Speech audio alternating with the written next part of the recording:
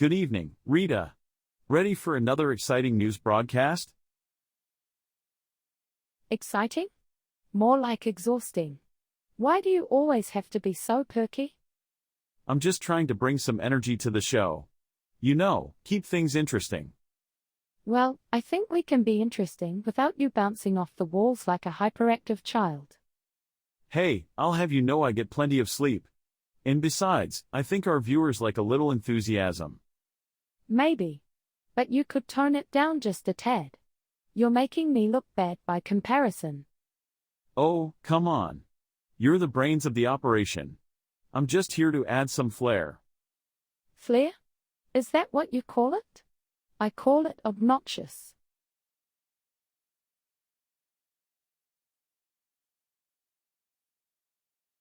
In a shocking turn of events, local resident John Smith claimed to have successfully trained his dog, Fluffy, to speak English. Smith had posted several videos on social media that showed Fluffy responding to his commands in full sentences. The video quickly went viral and attracted the attention of news outlets worldwide. But upon further investigation, it was discovered that Smith was actually a skilled ventriloquist and was using his dog as a dummy. Smith, who had been practicing ventriloquism for years, revealed that he had used his skills to make it appear as though Fluffy was talking, by moving the dog's mouth while speaking in a different voice. The revelation has left many fans disappointed, but also amused by the absurdity of the situation. Smith has promised to continue his ventriloquism act and has hinted at including other animals in his future performances. Yesterday, John was arrested for stealing several calendars from the local print shop. The shop owner, Bill, noticed that his calendars were disappearing and decided to set up a hidden camera to catch the thief. To his surprise, John was caught on camera taking multiple calendars and stuffing them in his backpack. When the police arrived, John admitted to the theft and explained that he just really wanted to get a jump on things. He is now facing charges of grand larceny and bad puns. Visitors were in awe yesterday as they watched a gorilla break out of its enclosure at the Eastville Zoo. No one could believe their eyes as they watched the large primate, named Bobo, leap over the fence, expertly dodge its captors, and escape into the nearby woods. However, zoo officials were not too concerned. It turns out Bobo was a trained actor, remarked zoo manager June Balfour. We originally thought he was a gorilla, but it turns out he was actually a very talented human in a gorilla costume. We're very relieved that he was able to slip away before any innocent bystanders got hurt. John Johnson, a resident of Smallville, couldn't believe his eyes when he looked out his kitchen window and saw what appeared to be a fully grown hamburger tree in his backyard. According to Johnson, the tree was about 6 feet tall and had at least a dozen hamburgers growing from its branches. Johnson immediately shared pictures of the tree on social media, sparking a frenzy among locals who wanted to see the burger tree in person. But when a team of scientists arrived to investigate the phenomenon, they discovered the truth. The tree was actually a group of overgrown mushroom caps that had grown into the shape of hamburgers. Despite the disappointment, Johnson was thrilled to have had such an exciting and unique experience in his own backyard. Now let's go to our field reporter to see what's going on around town. So, Jeb, tell us what you saw today at Mount Hulak's annual snail races. Well, it was an absolute spectacle. There were snails zooming around the track, and people cheering like crazy. It was unlike anything I've ever seen. Wow. That sounds amazing. How were the snails doing? Well, some were really speedy, while a few of them weren't so fast. But all of them seemed to be enjoying the race. That's great. Any exciting finish? Oh, definitely. In the end, a tiny snail named Shelley pulled ahead of the rest of the pack. She crossed the finish line first and the crowd went wild. You heard it here first. Now back to the studio.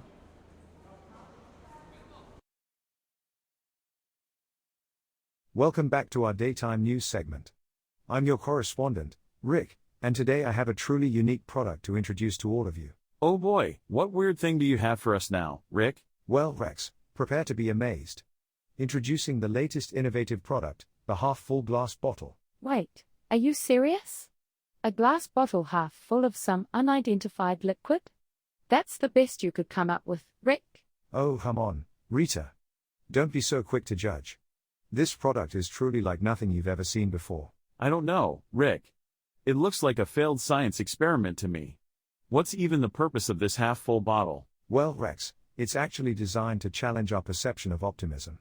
It's a conversation starter, reminding us to always see the glass as half full. Or it could just be a colossal waste of glass. Seriously, who needs a constant reminder to stay positive? I'll stick to my motivational quotes, thanks. I have to say, Rick, this product seems more like a gimmick than anything else. Are there any actual buyers for this half-full bottle? Believe it or not, Rex, there's a market for everything. People are buying it as a quirky decoration, a unique gift, or just something to spark a conversation. It's all about embracing the unexpected. Well, Rick, I guess if someone wants to spend their hard-earned money on a glass bottle with some random liquid sloshing around, who are we to judge? Exactly, Rita. Rick, thank you for showing us this interesting product.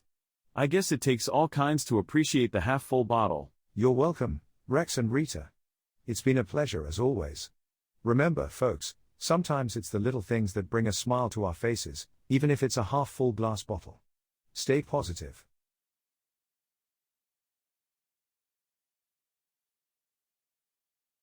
Unity Technologies recently announced major changes to their pricing model, which will, in effect, charge developers 20 cents for every install of their games. According to Unity, this change will help fuel growth in technology and innovation. When pressed about the potential loss in revenue as a result of the ongoing developer backlash, the company had this to say: "Negative growth is still growth. We will keep you updated as new details of this dumpster fire of a story unfolds." Let's see what's happening with the weather. The tempest raged on as lightning struck the ground, thunder roared, and winds howled the fearsome sounds. The sky was an ominous shade of black, as hailstones pelted down, causing roofs to crack. The rain poured in torrents, drenching the land, flooding the fields and homes, with no mercy or command. Trees were uprooted, and power lines went down, leaving the people in darkness, with not a light to be found. But amidst the chaos, there was a faint glimmer of hope, a voice that whispered, "Embrace the storm, learn to cope." And so, the people braved the eerie weather, conquering their fears. They emerged stronger and better. Yet, as the storm finally died down and the clouds cleared, they realized something was different, something they feared.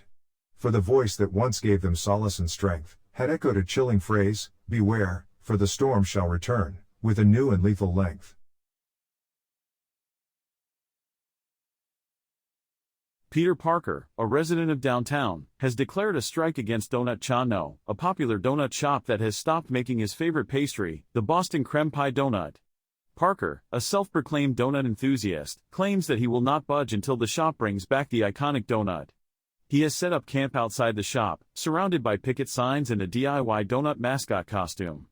When asked about his demands, Parker simply responded, "Don't underestimate the power of a devoted customer."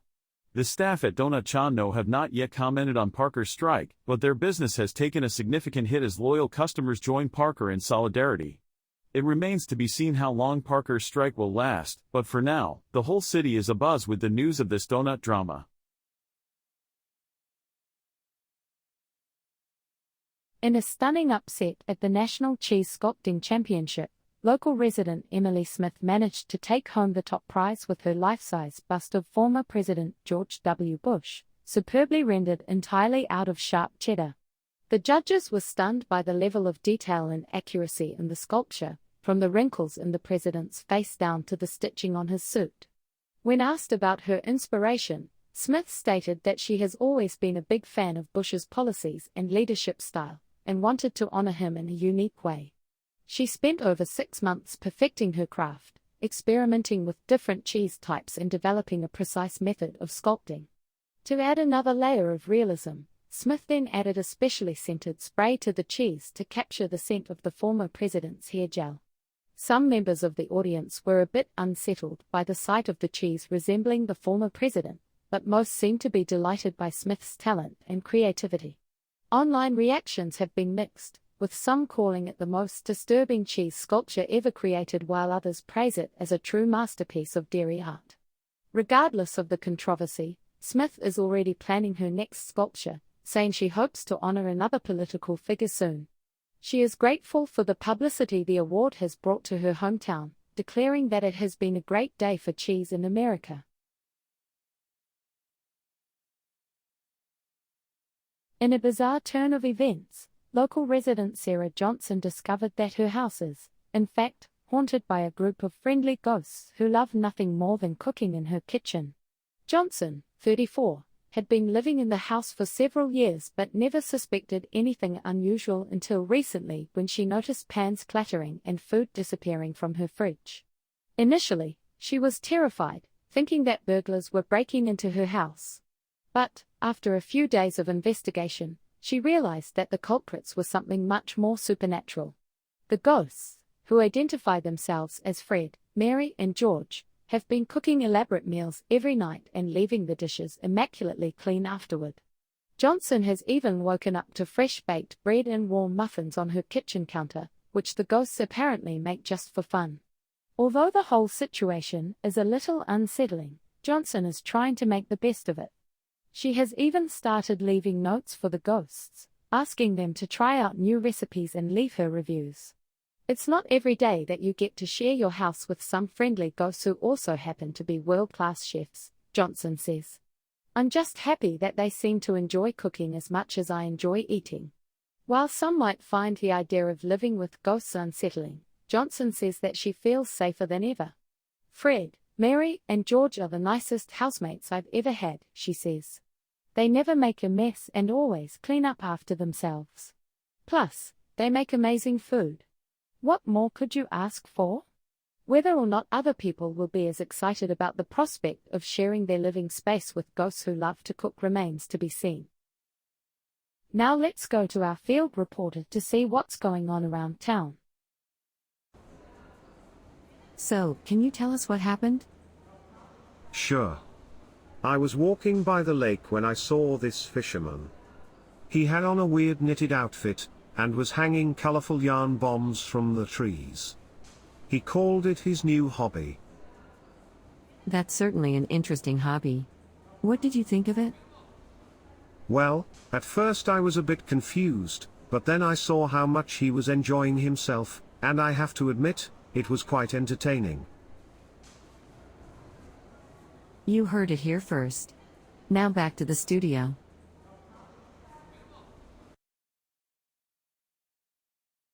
Welcome back, Rex and Rita. I have a truly bizarre product to showcase for you today. Oh boy, can't wait to see what ridiculous thing you brought this time, Rick. Yeah, knowing you, it's probably something we'll never need or want. Well, hold on to your hats because I present to you the deer head hat rack. Oh please tell me this isn't what it sounds like. Please, Rick, do enlighten us. How on earth is a deer head a hat rack? Exactly as it sounds, Rita. It's a realistic-looking deer head that doubles as a place to hang your hats. So, instead of using a traditional hat rack or just hanging your hats in a closet like a normal person, you want us to display a deer head with hats on it. No thanks. I mean, seriously, who wakes up one day and thinks, you know what my home needs? A mounted deer head wearing my hat collection. Well, Rex and Rita, the deer head hat rack is perfect for hunting enthusiasts or those with a cabin vibe in their homes. Sure, because every hunter wants a hat rack that screams look at me. I love taxidermy. I'm rolling my eyes so hard right now. Rick, I'm sorry, but this product is just ridiculous. It's tacky, unnecessary, and I can't imagine anyone actually buying it. Well, everyone is entitled to their opinion, but I think there might be a market for it. Who knows, maybe it will become a trendy conversation starter. Or maybe it'll just end up as a punchline on a late-night comedy show. That's more likely, Rick. Sorry, but the deer head hat rack gets a unanimous thumbs down from us.